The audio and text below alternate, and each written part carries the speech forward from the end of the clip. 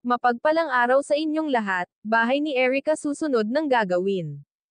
Pero bago yan huwag natin kalimutan suportahan ang ama ng Kalingap na si Val Santos Matubang at ang ating mga reactions.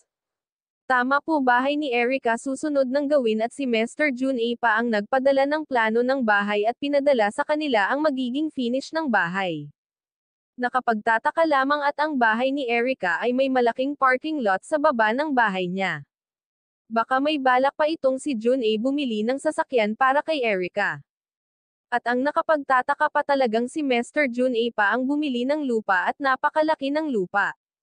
Iyon pala siya rin ang magpaplano ng paggawa ng malaking bahay. Napakaswerte talaga itong si Erica, mga ka-viewers. Kaya naman talaga ay abot langit ang pasasalamat nitong pamilya ni Erica kay Mr. June A. Pati si Erica ay halos wala nang masabi sa kanyang biyaya na natatamo. At dumako naman tayo kay Edo. Paspasan nga ang panliligaw ni Edo kay Erica kahit pa nga siya ay 50-50 dito.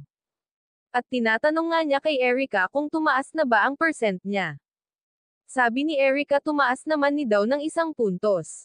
Ay itong si Edo ay masyadong nagmamadali sa panliligaw kay Erica. Hintay-hintay lang Edo. Makakarating ka rin dyan. Ito yung huling tanong ni Kalingap Rob kay Erica.